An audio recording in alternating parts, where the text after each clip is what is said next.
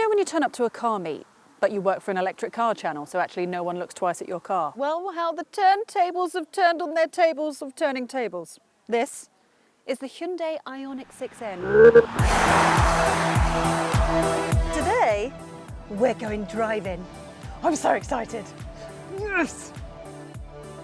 And I reckon this is going to change the game. Hello, petrol heads.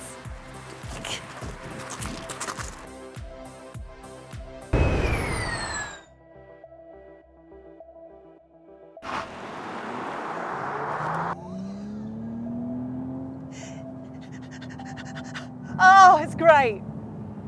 That's great. This is a car to be driven. Yes, you can use it as a family car if you want to, but then of a weekend, if you want to go and throw it around some country roads, be my guest. If you want to take it to a track for the weekend, abso-blooming-lutely. We have got 226 horsepower on the front motor, 383 horsepower on the rear motor, and that equals, can you do the maths? Do the maths quickly. Go, go, go. Can you do the maths? You got it? 609. 609 horsepower. Yeah. Now, this is the button that is your friend, because that gives you the 10-second boost, and that gives you 650 horsepower when you press it. This thing is stupidly fast. It's got a 0 to 62 time when you press that button of 3.2 seconds. Now, I'm very wary that there's going to be people that are going to put comments going, I think you'll find that the Tesla Plaid is actually much faster than that and does much quicker numbers. Yes, I'm very aware of that. But what the Tesla can't do is corner like a Hyundai. I never thought I would say that sentence, but here we are. This thing has 50-50 perfect weight distribution. It's got a lower centre of gravity than the 5N, which means you can throw it round corners and it just grips and knows that you want to do it and just knows what you want out of it, and it's just blooming brilliant. So this car, compared to the 5N, has a stiffer body. It's reinforced with more weld points, adhesives and structural upgrades. They've also reworked the brakes. It's got an electronic diff. It's got ZF adaptive dampers, yes, that respond far more quickly than before. So they work with a different company for that, rather than the 5N. Interesting. The brakes, you have the N pedal, so there's 3 selectable levels that you can get more tuck in when you lift off. And it gives you max of 0.6 G regenerative braking, which helps keep the proper brake discs cool while you're on the track. This spoiler isn't to just make the kids think the car looks cool, it actually works. So, at 155 mile an hour, it creates 100 kilograms of extra downforce. So it's basically the same as having a chubby fella sat in the boot, because it makes the car more planted. Especially important is the wind-cheating shape, because it's shaped a bit like an aeroplane wing, and you don't want to take off while you're driving. Now, other aerodynamic developments makes this look a bit more purposeful than a Tesla. I mean, you've got flared wings, a wider stance, lighter wheels. And by the way, I have done a full walk around of this car, so if you want design details, go back and watch that, because I don't want to do that all over again. As soon as I walked around this car in the studio, I just knew that this thing was going to be brilliant because of all the tech and everything that they've put behind it and the amount of work that they've put into this car compared to the 5N. I mean, I think the 5N is still a pretty decent thing, but knowing the extra bits that they've put in the 6N and the shape of this car compared to the 5N, I just knew and had a feeling that this was going to be stupidly impressive. And it really is. And I need to get off of these normal 30 mile an hour roads because I'm really disappointed that I can only drive 30 mile an hour right now. Well, while I'm doing this, I might as well tell you about the range until I can get myself onto a national speed limit road.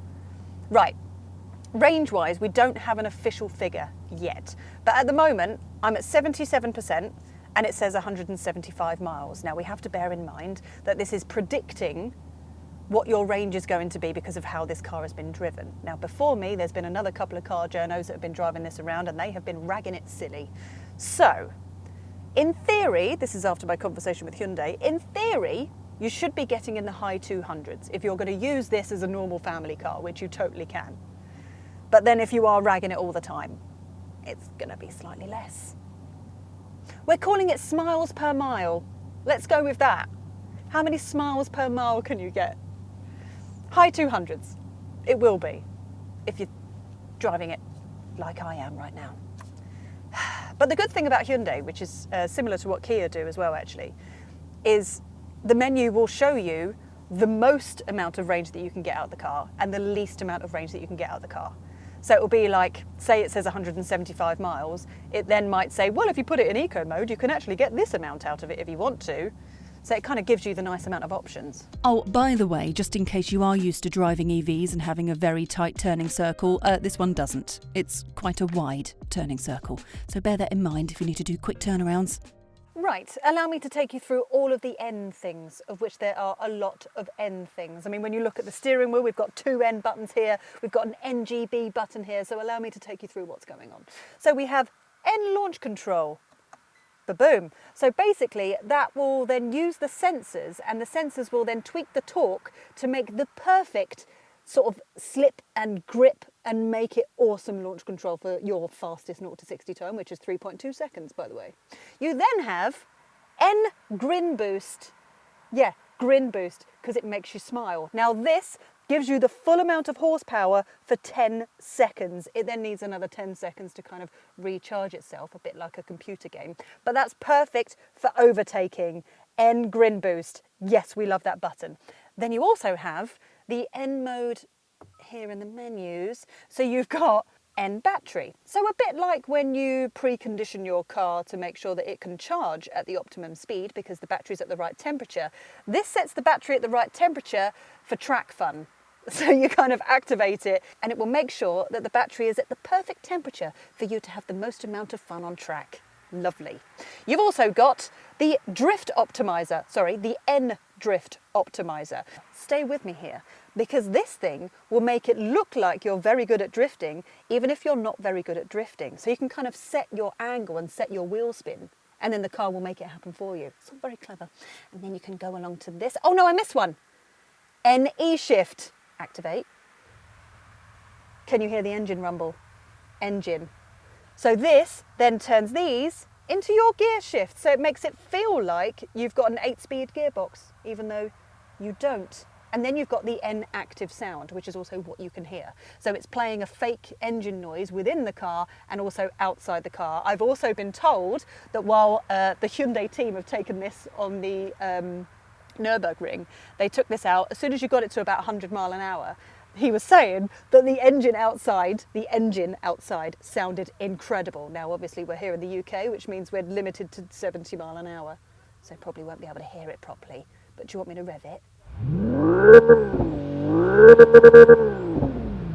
Then you also have the N track manager. Now this allows you to either go to a track and sort of set your times or create your own track. And then once you've done a few laps, you can then race a ghost version of yourself, a bit like what you do in Mario Kart sometimes. And finally, you have N torque distribution. Now this allows you to chop and change how you want the car to feel. So if you want it to be a little bit more fun and use the rear end a little bit more, you've got 11 levels to move it towards the rear end, or if you're a bit more hot hatchy, move it towards the front, or just leave it nice and perfectly stable in the middle. Can I quickly point out to you, by the way, just in case you have noticed and you're worried about this situation here and this situation here, that's not coming.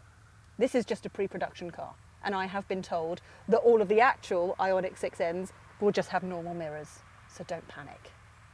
Now we know that you're not all looking for a brand new EV, and that's why we've built our very own used EV marketplace at electrifying.com. It is packed with great deals and details like battery warranties, so you can buy with confidence. So just scan the QR code on the screen and you can browse while you carry on watching, you lucky buggers.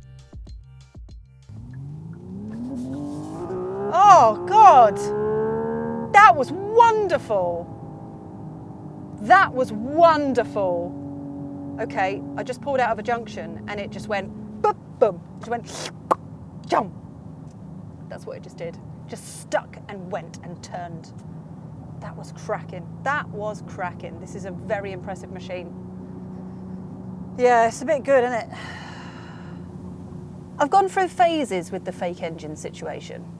I didn't mind it in the Kia EV6 GT. I thought it was quite good. The 5N, I also liked it. In this, I also like it. Here we go. Here we go, here we go, here we go. Where's that speed limit sign? Come on, come on, come on. It's coming, it's coming, it's coming. It's here. That's all I wanted. That's all I wanted. I just wanted to throw myself back in the seat and just feel it. That's what I wanted to do. I wanted to feel that power. I also want to find more corners because I want to throw it around more. It's also a really cracking driving position. It really is. It feels like quite a small car while you're in it, and it doesn't feel heavy at all. The steering could be a little bit heavier. I guess you can change that in the menus though, can't you? You can change and tweak things as you go along. I don't have to change the gears, by the way. It will just do it by itself, but I'm kind of enjoying using the flappy paddles. I've missed that feeling of changing gears, I really have. Right, if I take it out of this menu and just put it into the normal menu, into normal mode, there we go. I'm going to switch that off. So now I use the flappy paddles for regen braking. So I can flap all the way over, and now I've got hold it down, full one pedal driving, lovely stuff, and then I can turn it back off again. But then when you press that button there, you're now using the flappy paddles as gears.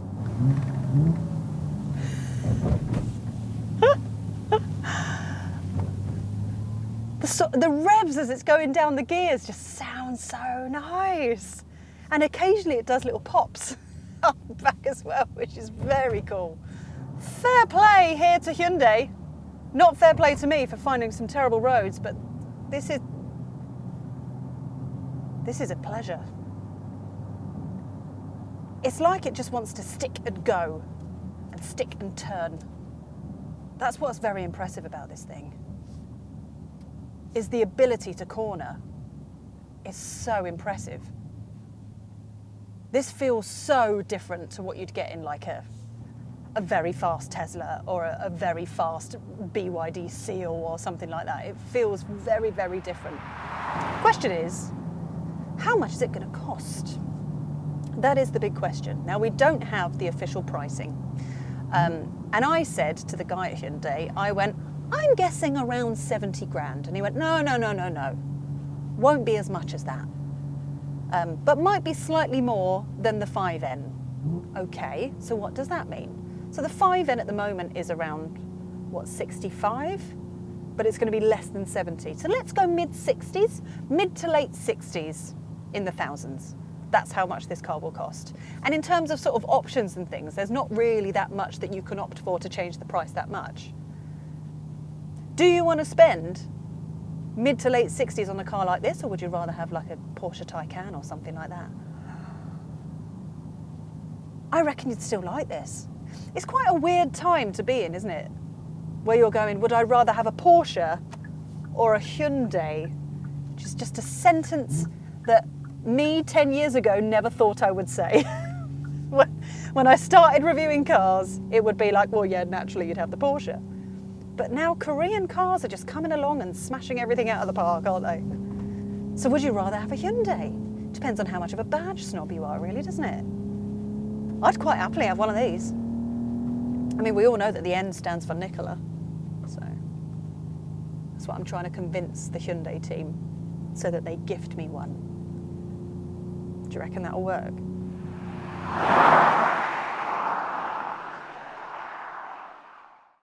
It's a tricky one, this. It's a brilliant machine. It's very well put together. It's an absolute joy to drive when you can drive it to its best ability. And that is the issue with living in the UK. As you could have seen from my driving pieces to camera just then, was that I was struggling to find the full experience for a long period of time. You need to take this to a track. But the big question is this the car that can convert the petrol heads? And I think it can. I think it can. It's a joy. Fair play to Hyundai. It's very impressive. But how often can you use it to its best ability? That's the thing. I need to take it to Silverstone. Let me know what you think in the comment section below. Who do I talk to get it to Silverstone? I'm going to have some words.